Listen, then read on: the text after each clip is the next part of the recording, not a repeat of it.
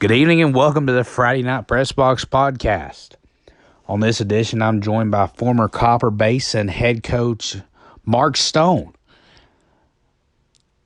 Mark is the all-time wins leader at Copper Basin High School. He also was the head coach at McMinn Central before taking a job at Basin. He later would leave Copper Basin and become an assistant coach for Fannin County High School. Our game of the week this week is Copper Basin and Polk County, and you cannot talk about Copper Basin and Polk County without mentioning Mark Stone. Coach Stone is going to talk about what the Copper Basin and Polk County rivalry means, but we're mainly going to highlight his tenure at Copper Basin. I'm very excited to have Coach Stone on the podcast. Tonight I'm joined by my co-host John Spargo, but Coach Stone, it's here. Football's here. Something we thought that, we didn't think, a few weeks ago, a few months ago, many of us did not think this would happen. But it's here. Thank you for joining me tonight. And it's good. It's going to be good to hear from you. And I'm excited to have all the Copper Basin folks hear from you. And this is going to be a fun podcast. How you doing tonight, Coach? Well, I'm like you, Tim. A few months ago, I didn't know if this was going to happen. I was at the Fannin baseball game when it came to deluge, and the next day school's called off, and everybody's here and there. And I've been talking to a lot of my friends. Big game over here in McMinn County, and only 250 people's going to be able to be there from McMinn Central. And but it's football. Like you said, the players need it, the community needs it, the coaches needed it, and I'm looking forward to it. We are talking with former Copper Basin and McMinn Central head coach Mark Stone. Coach, you're the all-time wins leader in Copper Basin history with 70 wins. But you were 5-2 against Polk County, and I believe of course, Basin did win last year at home against Polk County. But I believe the last time that Basin won at Polk County was 2004, and you were the head coach. But I know you've got a lot to talk about. But talk about what the Copper Basin Polk County rivalry meant, and maybe why that rivalry got stopped. And just interested to hear from you about this. Well, I started as a defensive coordinator at Copper Basin in 1982, and I was alluding to telling John, it was special. And when I interviewed with Coach Mullinex, he told me, he said, we're going to put a stop to this. And I think they'd beat us like 19 years in a row. And it was, I was too young for that, 23 years old, and I was too young for that. We had people coming by on Wednesday, and Coach, you're going to win. The company was going full force, and we won that football game. It was the fourth game of the season, and we had played Fannin the week before, and we were all nervous because we had beat Fannin and just back it right back up with the county rival. But we won that ball game 48-0, and it's special. Every football season that particular game comes to mind because it was. I will just tell you, it was nothing that we did anything special. It was a tremendous group of young men. A school, a community that was hungry to win, and we kind of just relaxed that week and played football, and great things happened. I got asked this question earlier. There was I think the 2004 game. Was there a story about Travis being hurt that game, and y'all still dressed him out? Was that just a myth? Or there was I've never had a week in high school football like it. We were the previous Friday night, we were playing Boyd Buchanan, which was a district or a region game, and so at halftime, it came. I've never seen it rain like it rained that night. When we went to the bus, the water was literally up to our ankles. And at halftime, they called the game off, and we had to go back on Monday. And so anyway, we were doing all right in the first half with them, and all of a sudden, there in about I think it was the first of the fourth quarter, one of the assistant coaches over the headphones said, "There's a flag," and they're pointing at Travis. And I'm going, what is it? It was on a punt, and the punter had punted the ball and started running down the field, and the referee threw him out of the ball game. Said he punched him, and so anyway, we couldn't find it on our film, but one of the parents was filming it, and there wasn't any punches thrown.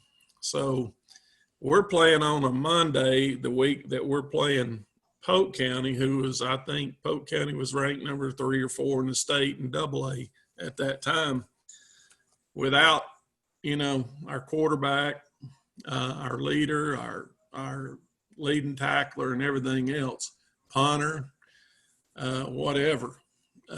He didn't drive the bus, but anyway, he was thrown out.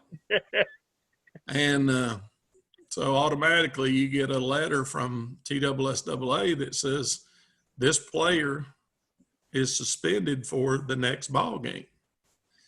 Well, I began to research this, and I had video that he didn't slug the guy or anything. He just blocked him. And so to make a long story short, at 3 o'clock in the morning, it came another flood on Friday. So Polk County called the ball game off until Saturday night.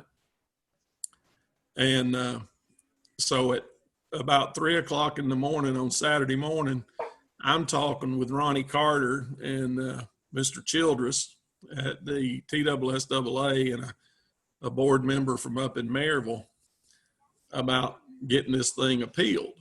And they said, well, we don't do that. The referee made the call. We're not going to look at any film or anything like that. And I said, I'll leave right now. I'll be in Nashville, as fast as I can. So anyway, they wouldn't have anything to do with it. So I don't know. We had a little bit felt like there was a conspiracy against us and him and me. And so anyway, the Board of Control member for our East Tennessee region was a former principal at Polk County High School. And so I was infuriated. I mean, I didn't sleep. I didn't bat an eye. But and I asked him. I said, I called him in the office when we went to school to get ready to go. I said, I'm going to ask you to do me one thing. Do me a favor. He said, what's that? I said, they're not going to let you play. So I want to ask one favor, because I had asked this question. Can he dress out? And the TSSAA said, there's nothing that says he can't dress out. He just cannot play. Yeah. So I told him, I said, will you get your stuff, get on the bus, and we're going to Benton, and I want you to put your stuff on and go out and warm up with us. Well, when the quarterbacks and the punters and stuff went out, I've never seen anything like it in my life. There was people throwing clipboards and there's paper all over the field.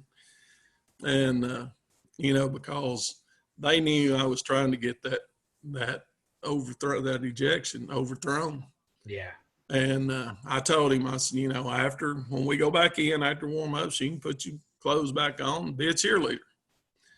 And so anyway, like I said, they were the third or fourth ranked team in the state in AA. Daniel Gay, and I think Daniel was a sophomore quarterback. And I just felt like we were losing a lot with Travis. I mean, he was our leading tackler, our quarterback. He was our leader, our punter, and everything else.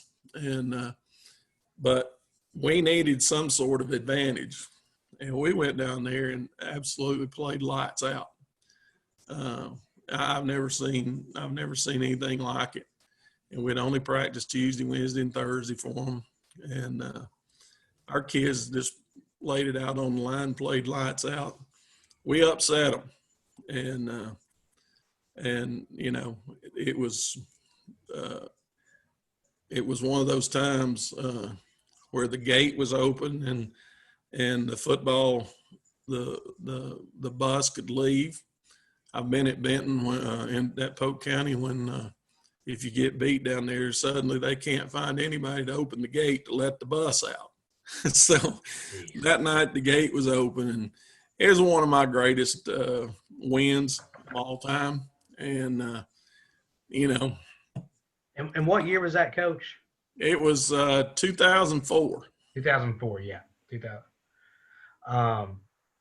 And that was going to kind of lead to my next question. That was probably one of your greatest wins, but talk about some of your other greatest wins at Copper Basin that really stick out. Well, I guess I guess we're talking about Polk County. Well, we can talk about let's talk about any wins. It doesn't have to be Polk County. I think one of my I got another story about Polk County to tell you in a minute, but one of my greatest wins that I think that we ever had, we went to South Pittsburgh, and they were traditionally number one in the state, and we went down there and won, and our kids played lights out. But the year before, I'll tell you this one on us, South Pittsburgh ran 9 plays the year before. They ran 9 plays and scored 7 touchdowns. That's how bad it was. It was 49-0 at halftime. And they ran 9 plays in the first half. So our guys really wanted to go down there and just they really played lights out. And I'll always remember that one. And another game that really sticks out in my mind was when we played at Greenback one year. Greenback just had a great football team, and we went up there and did some things defensively we didn't know if we could do, but we did some things to them. And I give a lot of credit to my coaches, Darren Danner and Todd Rollins. And I don't know if Spargo was on that staff or not, but it was we did some things and the guys executed it, but that was a tremendous win for us. But I don't think I was, Coach. I've only been to Greenback one time, and I don't ever want to go back again. I've been to Greenback and got I've taken my share of whippings at Greenback, but that was just one night that we were a decided underdog. Probably double digits, Knoxville newspapers, we wasn't even mentioned. And we went down there and we did some things that just absolutely was absolutely amazing. And it's the way we played. But, there's others. One game, a Polk County game that sticks out in my mind was at Basin, and the score was 15-13. We were struggling. We were struggling. We was ahead 15-13. And guys, I could tell you this to the T. We scored 30 points in less than 2 minutes. Wow. We absolutely scored 30 points in less than 2 minutes. And I'll tell you how it happened. We ran a touchdown, kicked the extra point. We kicked off, and I can't remember who it was, but they made just as Sterling Collins says, bust you in the mouth tackle, and the ball come loose, and we picked it up and ran it in. So there was 14 points. We kicked off again, And the first play they threw a pass, and we intercepted it and ran it in. There was 28 points or something like that. Maybe we got a 2-point conversion or something in there. But then we seemed to me like we held them a couple of plays and they fumbled, or we sacked the quarterback, and then we ran it back in for 30 points and less than 2 minutes went off the clock. And that was in the fourth quarter. And it was just, we went from, you know, guys, we're going to have to do something here, to all of a sudden we're turning around there and we're saying, get so-and-so ready to go in the ball game, guys that we wanted to get in the Polk County game and let them play. And we was turning around there and telling them, get ready to go in the ball game. But we scored, the ball game ended up, I think, 45-13. But just in less than 2 minutes, all that happened. And, that's just a favorite. That's a favorite time. Coach Stone, talk about of course, I know a lot of coaches, they hate leaving people out, but talk about some of the people in Copper Basin that meant a lot to you, whether it be a player, coach, staff member. Talk about the people that meant a lot to you during your tenure there. Well, I'd like to go back and just say I had my high school coach and Coach Molnax were friends, and I was getting out. I had graduated from college. I was working at the World's Fair in Knoxville, and Coach Molnax wanted me to come up there and interview, and Coach Rich lined it up for me. And at the same time, I got an offer from a school, a single A school that was doing very well in the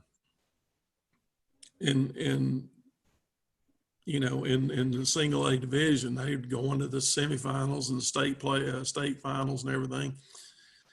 And I got an offer from there, and Coach Molnax had offered me. And everybody, I'll just tell you, I'll just be honest with you. Everybody said, you don't want to go to Copper Basin. That's just, in 1980, Coach Molnax took the job up there, and the first day of spring practice, he had 9 people. And you don't want to go up there. And another guy that I consider a great mentor of mine was Coach Eddie Rich, who was my high school football coach. He said, I tell you what, you're going to learn a lot of football from Coach Molnax. And he said, if I were you, he said, I would go and do everything you can do to help him, because he's doing it right. And when I got up there, when I called and told him I was coming, he was, the first thing I got to say is that community was unreal. They were hungry to win. The players were hungry to win. They had some good expectations. But, I couldn't have met anybody better than John Molnax and Joy.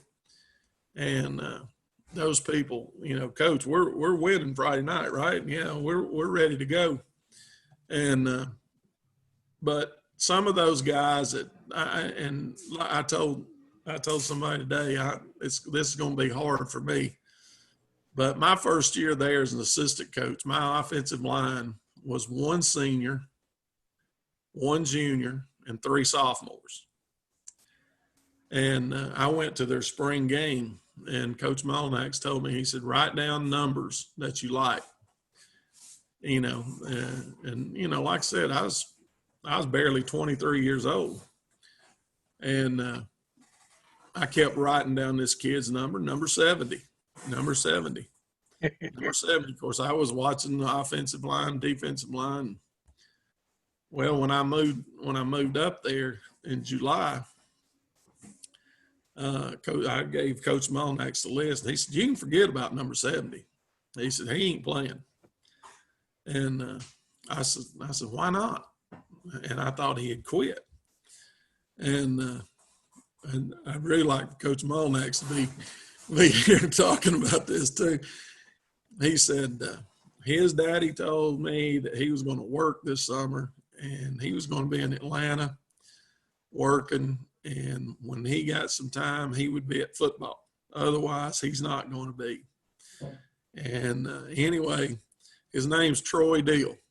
And Troy just right off the bat became one of mine. I kept every day. I'd say, Coach Molnax, we need to talk with Troy Deal. We need to talk. Nope, you can forget that.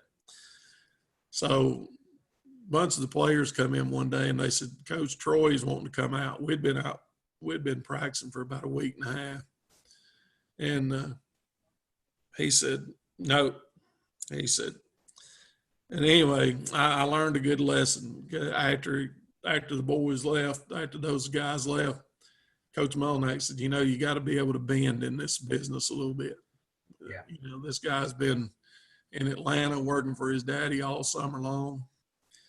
And he came out there, and he was an amazing football player. He played offensive guard and defensive tackle for us. And, I think he was special. We had a guy by the name of Mike Hamby. John knows Mike Hamby. He was like the Tasmanian devil. Yes. About 185 pounds, probably ran about a 4.6 40 and was about about 5'8". And he was amazing. Our right tackle over there, our right tackle was Big Jim Hughes. Jimmy Hughes was 6'3", 305 in 1982, and you didn't have many people that in that day and time. Certainly 14 years old, that was that big. But one of the first things I remember about Jimmy is we had to buy his game shoes from the Oakland Raiders. We went to Atlanta. The Atlanta Falcons didn't have a shoe big enough. They didn't have nobody on their team that wore, I think it was like 16 or 17 shoe. Wow. But that kid was special. He could play 48 minutes of football and never get tired and just kind of look at you and kind of give you a kind of thing.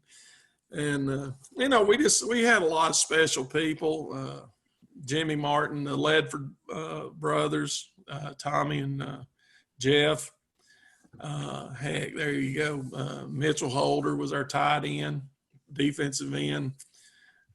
They took a lot of pride in a lot of things. And the thing I liked about it that I really hate in football today is we talk about, we're running the spread offense and we're going to score 50 points a game. Those kids, they were fired up about their defensive play.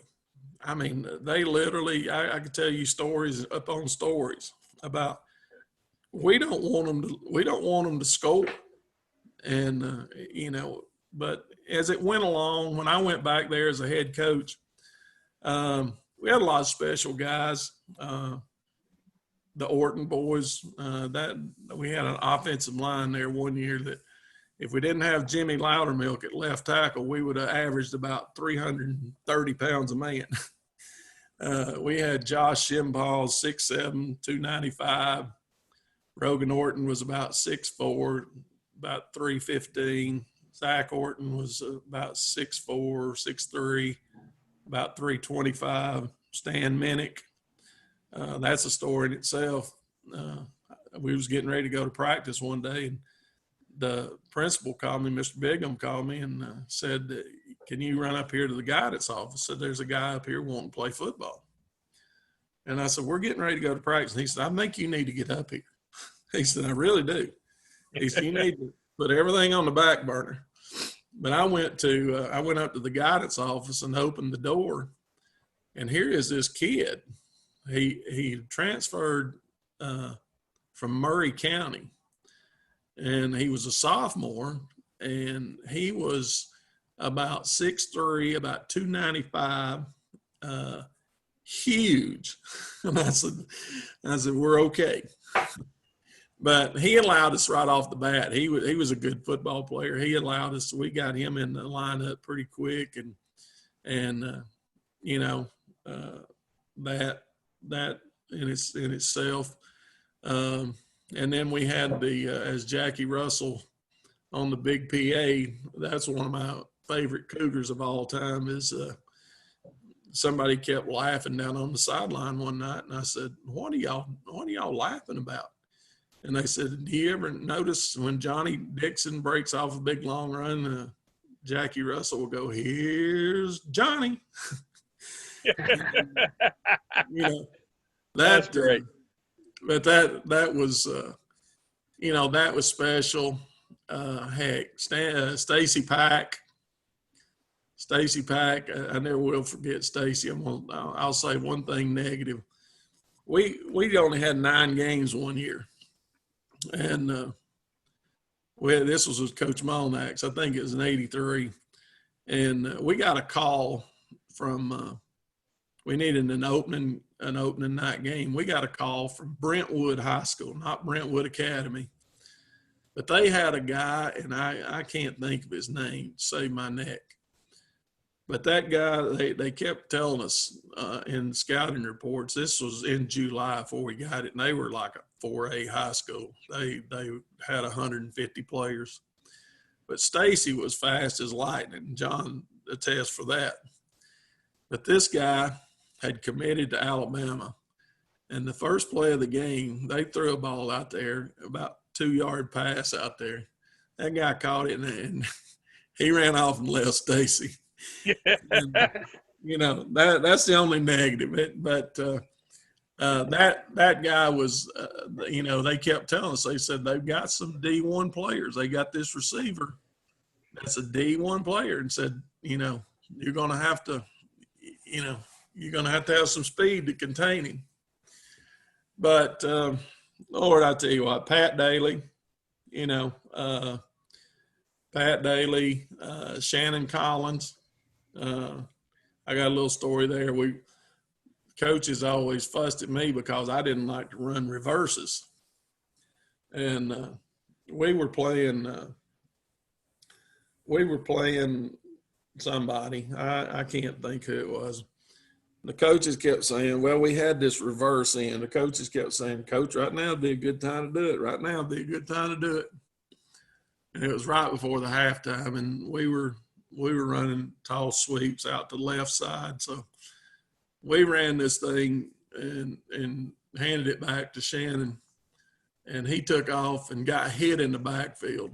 And a kid just took his knee right out. And man, I felt bad because Shannon was having a tremendous year. And I kept saying, after that on Sunday at our coaches meeting, I said, okay, here's your reverse. I said, we lost 10 yards and we lost a heck of a football player. And, I never was, I just felt like we just wasn't a good reverse type team. And I always hated that. Shannon came back and had a good year the next year. But, oh, Lord, guys, I'll tell you, Pat Daly made my job in 1983 unbelievable. Unbelievable. He transferred back from Baylor, and he wore me out. He would say, what have you got? Let me have some video. Let me take it home and watch it. And he'd come into school and he'd say, have you noticed when they do this, they're going to do this and all this. And that was the kind of kids we had. There in 1983, we played our 2 inside linebackers was Pat Daly, I don't know, probably about 215, and Jeff Ledford at about 120, and they couldn't block the guy. They couldn't block him, but we had a lot of great players there, and gosh, I just can't. I can't even start to name them all. One of the funniest stories I know, and then we'll try to get back to my years. We were playing at Gatlinburg in the state playoffs, and so we had to walk about a half a mile from the dressing room down to the field. It was cold. It'd been raining all week. The ground was wet, and so we get down there to the gate, and Coach Molnax's wife had everybody lined up in the tunnel there, to run through. And anyway, we take off down through there, and everybody's fired up because if we win, we're going to the semifinals and playing at home and all this stuff. And so I'm running down the tunnel, not running, I was lumbering down the tunnel. But I mean, they was people everywhere. I've never seen like people in all my life. But anyway, they was this little. I wished I knew her name. There's a little old girl, probably about the third grade. I was in the back of the line, and she cut across in front of me and cut my knees right out from in under me. I went head first. I looked like Pete Rose sliding into second. I get down there to the sideline, and Coach Molnax turned around and he looked, and he said, "Where have you been?" And I said, "I've been in that daggum mud puddle back there, and here it is, 29 degrees. I'm wringing wet." I said, I've got all these clothes on, and he said, "Well," and this some of the things there that's just kind of funny that we kind of carried on with, and but I don't think I had to change the clothes. I think I had to ride all the way back to Copper Basin on the charter bus in those wet clothes. Of course, the bus was warm, but he said, Who cut your knees that Monday? And I said, "I don't even want to tell you." I said, "That girl was probably about 60 pounds. But no, it just, heck, guys, I tell you, it was an amazing experience for me. It really was. And I felt like I knew Coach Molnax wanted to come back to McMinn County. And when I saw the guys from Athens there that afternoon, I said, "Oh, heck," in 84. And he said, "I want to take you down there as my offensive line coach and defensive coordinator." And, of course, it was coming back home, even though it was going to a rival. But I still tell him, today, we walked off and probably left the state championship team behind. We really did. We knew what we needed to do to play Gordonsville, and even though it was going to be over there that year, but we probably did.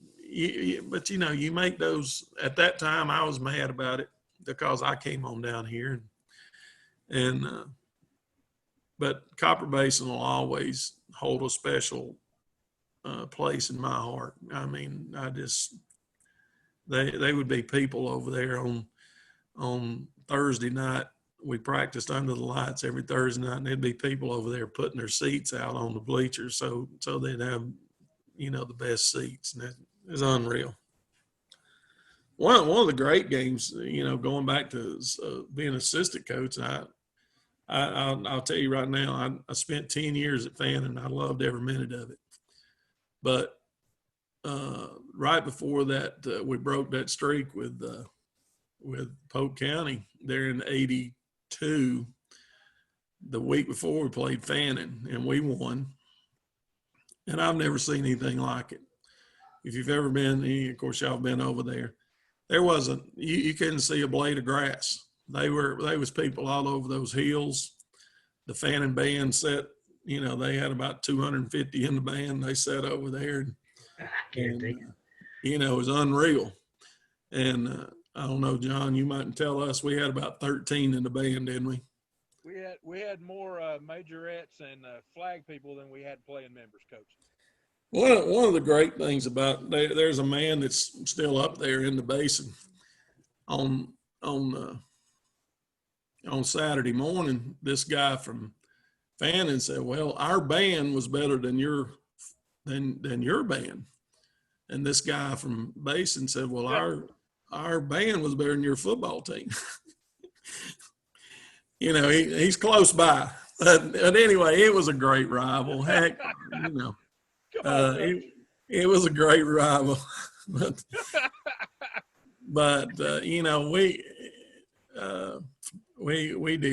we had a special football team during that time. And when I went back, I helped Coach Rowe for a year. We won the region championship, went 2 rounds in the playoffs, got beat by Oneida, who won the state championship. I can't tell you the people that's won the state championship right after they beat us. But Marion's done it to me twice. One time at McMinn Central, one time at Copper Basin. But it is a special time, and we've had kids that's just excelled remarkably. I got to coach my own son, and one of the great things I'll tell you something about him and Trevor. Y'all know him. I didn't know how this was going to be. Travis's first year as an 8th grader, and anyway, the first day he goes, "Hey, Coach," and I looked at him. I didn't know if he was talking to Coach Danner or Coach Rollins, or I didn't think he was talking to me. And he said, "Coach," and he came along, and that's what he called me. When we got on that football field, I was coach, and the kids would say, "Why do you do that?" And I just thought it was special. He played quarterback for us, and had close to 450 tackles in 4 years and 2 games. And his mom about killed me. Zach Orton fell on him in practice and broke his arm in half his 8th grade year. But, just so many of those kids. Todd Sparks comes to mind. Rusty Boggs. Oh, gosh. Rusty was one of a kind. He played quarterback and defensive end. And we were getting ready to play. Coach Molinax didn't want to play on defense, and we was playing Bledsoe County, and they had 2 running backs that was about 230 pounds apiece. And I said, "I got to have Rusty," because Coach Molinax, "You take whoever you want." And I said, "I got to have Rusty." And he said, "No, can't have him." I said, "I got to have Rusty." And that boy blooded his nose and everything else that night, but we ended up winning the football game and everything. But I just can't, I can't say enough about it. But you get back to my head coaching years as a head coach versus Polk County. That was special, and it was special to me. But I will be the first one to say that I had very little to do with our success, in our record with Polk County. We just had a lot of tremendous young men that laid it all out there on the line each and every Friday night. And we learned how to beat them, and they got us a time or two, but that was okay. And but we really played super well. I want to ask you about 2 things, Coach. I want you to talk about the 1990 season at McMinn Central when you guys went 10-2.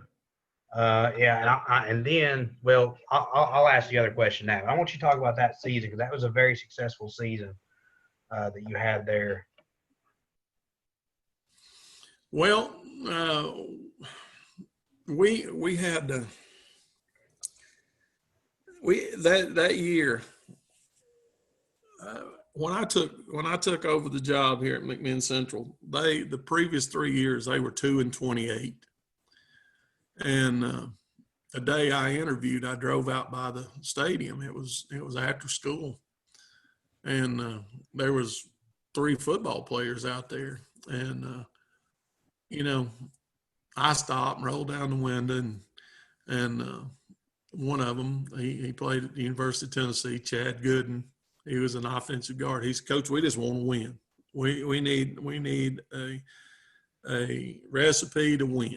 We'll do anything you want to do. If you get the job, we'll do anything you want to do. But we went through some hard times there. We went 4-6, 4-6, 4-6, and then 1989 we had a heck of a year. We had a breakout year there, and we played really well. We got in the second round of the playoffs, and then we in 1990 we had a great offensive line and a great defense, and one of the greatest things I ever did as a football coach was before the 89 season. I told my defensive coordinator right before Thanksgiving break, I said, whether you know it or not, you come back from Thanksgiving break and you're the offensive coordinator. I'm going to be the defensive coordinator. And we had tried to run the wing tee and stuff like that. And he said, I've never coached offense. And I said, well, you are now. And those 2 years, I think we went 19-5, something like that.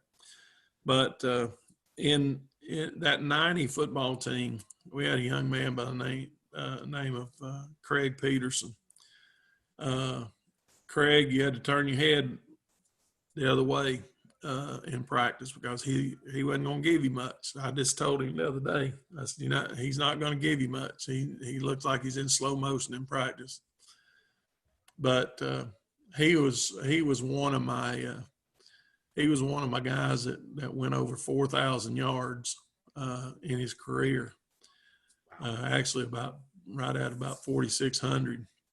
And in '89, he had Brad Moses was in the backfield with him. We ran a wishbone, and we had we didn't run the traditional wishbone. We did a lot of stuff going here and there and everywhere, but that team was it'll always be one of my favorite teams because we were very young on the offensive line, and we played great defense and executed well. I mean, it seemed like every night out we executed offensively and defensively. But one of the funny parts about that, Tim, is we got into playoffs. We won the region, and Chattanooga Notre Dame was our opponent, and it was one of them crazy things with the TSSAA. They were 1-9, and Tennessee was playing Notre Dame that day, and we were playing Notre Dame, and it was on a Saturday night because we had bad weather. And Herman Weaver, John's got to know Herman Weaver. Yes. One of the great all-time kickers, punters. He was the head coach. He called us on Monday, and he said, "We're not going to play. We're just going to forfeit." And we were beside ourselves because we had worked from 2-28 up to where we were really humming along, and we were going to, we wasn't going to get this. We wasn't going to get this home playoff game if this happened. And they come up here, and they wasn't really a good football team, but you know, I appreciate him after he did that, and he kind of apologized for trying to do what he wanted to do at the first of the week. But that team was very special. We in '89. In '89, we're playing Marion County, and Marion beat us, I think, 8-6. And they went on and won the state championship. And we had two plays in that ball game. A young man that was from Etowah had transferred to Copper Basin, made All-State as a tight end up there, Eric Newman. And he transferred back here, and he was our quarterback. And in that ball game, late in the game, we had him rolling out, and had he tucked the ball down, and he probably ran 50 yards before anybody would have come close to touching him. He had probably been in Inglewood before, you know, anybody had ever been around him. But, you know, he's a 15-year-old guy, and that's all right. But later on, he came back and threw a ball in the end zone, and our receiver dropped the ball in the end zone. We got beat 8-6. So, it is what it is. But those were two special football teams. They really were. I want to ask you about one moment that you had at Fannin, and it was probably it may have been Trevor's freshman year, maybe even his sophomore year, but there was a time running out, and Coach Drennan talked about this a few weeks ago when I did a podcast with him. When Trevor threw a pass, I believe, to Brandon Minner in the end zone as time expired against Pickens County. Do you remember that? If so, I want you to talk about that, because if I was a betting man, that was probably one of your best moments at Fannin, just watching your son make that play. You may have been calling the offense at the time, I believe, Coach. I was the offensive coordinator, and it was one of those situations where I hope Drennan or Which, not to interrupt you, but I think that is still the last time that Fannin has beat Pickens County. I know they've not played in a few years, but I think that night was the last time Fannin had beat Pickens. I'm gonna tell you something. Clark Drennan, he managed that game, or that part of that game, unbelievable. Just absolutely unbelievable. I don't know. For some reason, I was down on the field that night, and anyway, the game they was ahead of us, and seemed to me like they stopped us on fourth down. We threw an incomplete pass or something, but we had all three timeouts, and they snapped the ball and, you know, took a knee. Coach Drennan called timeout. And then they took another knee. He called timeout again. And they did it again. So the game was over. I mean, the game was over. And I remember Coach Drennan saying, you know, get your play. Get your play. This is not over. And something happened.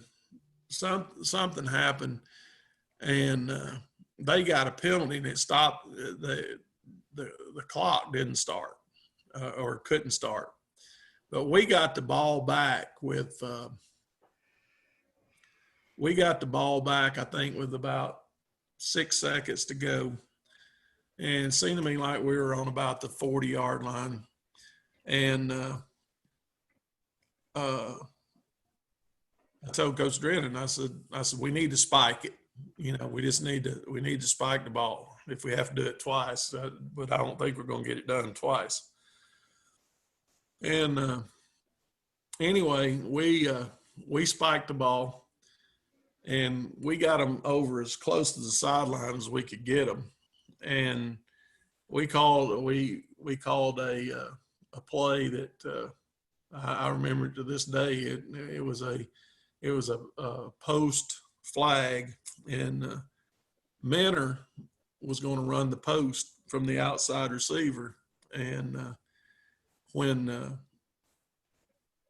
when the play started off, I thought, oh, they're going to bring somebody, and they didn't. But we threw the ball. Trevor threw the ball, and Mentor went up and caught the ball in between two of their players, and it was a thrill. It was an absolute thrill. First of all, that we had a head coach that was, he was that into the ball game, and he put the pressure on them, and they messed it up, and we got the ball and spiked it one time and threw the ball into the end zone. And, I thought it was a heck of a deal for freshmen. That team at Fannin that year, we started 4 freshmen, and It was Trevor, Noah, Jordan Gray, and Peyton Satterfield, I do believe. Yep. But there again, I will say this: they were just a part of the football team. They were they fit in. They didn't try to exert their will on that football team, and we went down that year, and we went to Gilmer the first ball game that year, and we got off the bus, and there's 2 guys standing there. They're kind of like sports writers, and I didn't know either one of them. And this guy's going, "How's he doing? Is he okay? How's he doing?" I said, "How's who doing?" And he goes, this one guy goes, "Trevor, how's he doing? Is he nervous? What what is it?" But they had their cameras around their neck, and I said, "Heck," I said, "He's 13 or 14 years old. I guess he's probably thinking about something else right now. I don't know." But I said, I don't. But we went down there and we played well.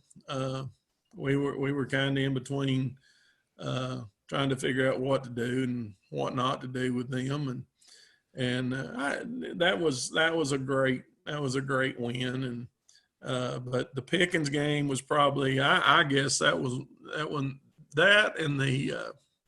and the Banks County game. Trevor separated his shoulder. I don't know if y'all ever knew this. I was in the press box calling the ball game, and I'm looking down there. We had rolled out to throw the ball. We rolled out, and all of a sudden I couldn't find Trevor. I was looking for him to give down there to the sideline to play, and I said, "Where's Trevor?" He is over in the trailer that the band carried their instruments in. They ran him out of bounds. He ran across the track. There wasn't a fence there, and he was going. Of course, there again, I don't know how fast he was going, but he was going. But he ended up in the trailer, and whoever was up in the press box with him, he said, "There he comes." But the next play or two, he got knocked. He got the fool knocked out of him on the sideline and separated his left shoulder. And he came back. Coach Drennan's friend down there working with him, he kept telling me, he said, he's all right. We're all right. Let's go.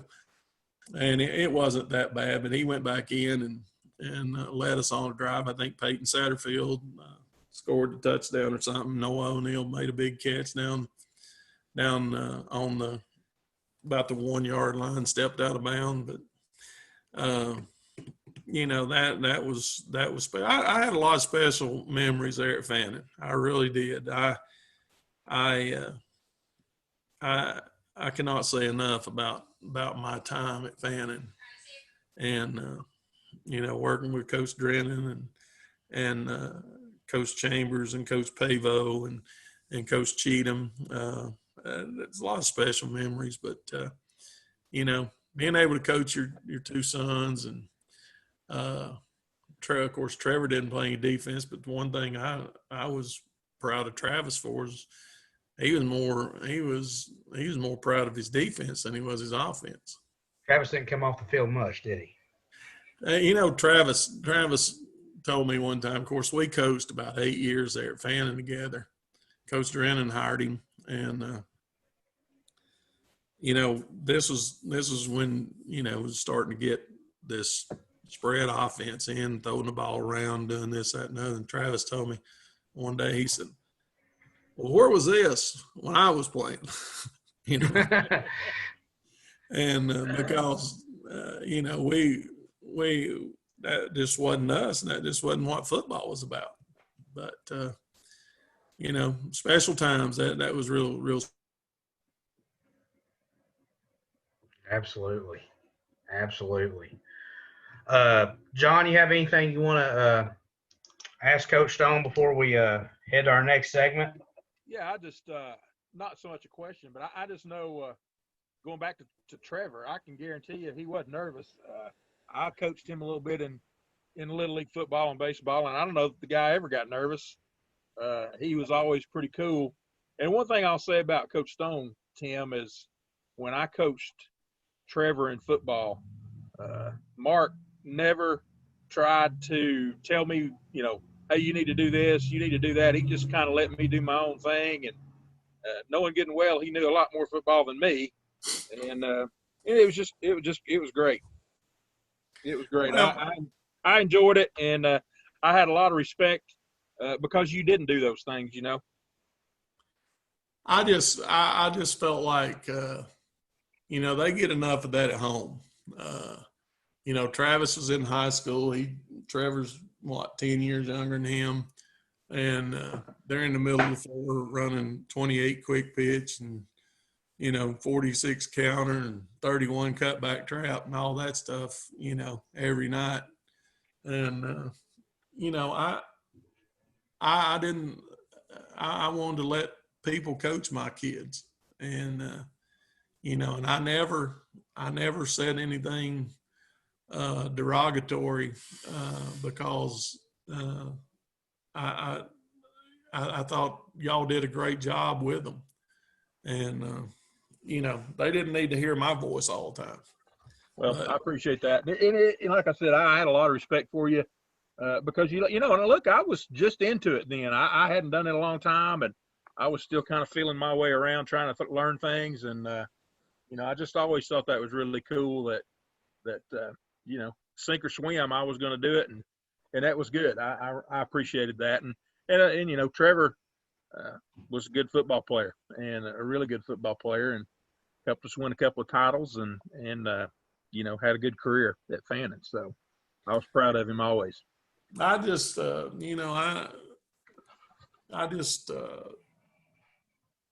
never was one that wanted to be selfish with either one of them. No.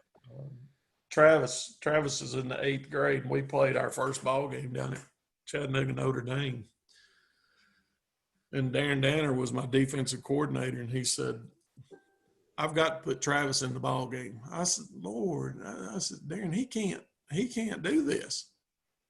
He said, "Yeah, he can too." He said, "We need him out there." And we kind of, I don't know about this, Darren. Well, let me have him. Okay. I mean, you can hear Darren Danner. Let me have him. And he had practiced outside linebacker in this. Well, I'll be dang if they didn't throw a pass and he dropped back there and they threw a pass out there, threw a slant pass, and he dropped out in the flats and intercepted the ball. And Danner came down the sideline and he said, "See, I told you." But I think in that ball game he ended up being our leading tackler that night. But a lot of people he loved to play defense. He told me one time, he said, "I'll quit if I just have to play quarterback. I'll quit." And he loved to play defense. But Guys, I'll tell you what, it 30, well, I was counting up today, counting 2 years as a student coach up in Lenore City and at Rural High School in Knoxville. 40 years of coaching, absolutely the best thing in the world. I've met a lot of kids. Last summer, some kids that played football for me that's now husbands and fathers and all that. They called and wanted to take us out to eat. We went with them and enjoyed it. Just absolutely, I see them on Facebook and I see them out here, and I'm proud of them. They've turned into great men. And I know I hadn't mentioned a lot of those guys, but any of the success that I've ever had comes from a lot of people, and I'll throw one name out right now that nobody ever knows. Had a little young man at Copper Basin. His name was Charlie Blair. Y'all heard of Charlie? Charlie hardly ever stepped foot on the field with us at Copper Basin. And he was over at Fannin one night. He's a fireman down somewhere around Dalton or somewhere. And over at Fannin one night was out there meeting with the officials. And I heard from the back there, hey, Coach Stone. And I looked, and it's Charlie, and he referees football, in Georgia. And, that made me proud. That made me proud because we need those guys. Y'all know that. Oh, absolutely. We need those guys. I was telling somebody the other day, I don't know. I've been blessed with some great young men, but I was counting the other day. I've got about 8 guys that have played for me, and this is nothing to do with me, but I just think it's great that are preachers of the gospel, and and they may be more, but that's special to me. That's a great stat right there. All the guys that I coached with as an assistant coach, as a head coach, and all the guys over, like I said, that I coached with at Fannin, and we had guys like Rusty Boggs and John Spargo, and heck, here I go, I'm going to leave somebody out. But came along and did whatever and loved it, and that's what it's all about. But we talk about this football game this Friday night, Polk County, and probably one of my hardest losses came to the hands at Polk County in 1983. We were ahead 20 to nothing at halftime, and we got beat 21-20. And we just let down. We quit. I didn't do a good job as a defensive coordinator.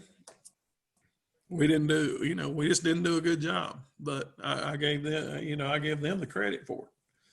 But there's ups and downs, but I certainly appreciate my time up there in the mountains, and now it's time for me to end up watching it. And I would like to thank Coach Mark Stone for joining me on this edition of the Friday Night Press Box podcast. Tune in Friday morning as we will drop a podcast previewing some great games in TSSAA Week 1. We will call it our TSSAA Week 1 preview show. I will have my co-host John Spargo with me. We will also talk with Midway offensive coordinator Jonathan Ostrowski as they have been preparing for their Week 1 game against Rockwood. And Coach Stone will join us again and make some picks along with me and John for Week 1. Thank you and for listening to the Friday Night Press Box podcast.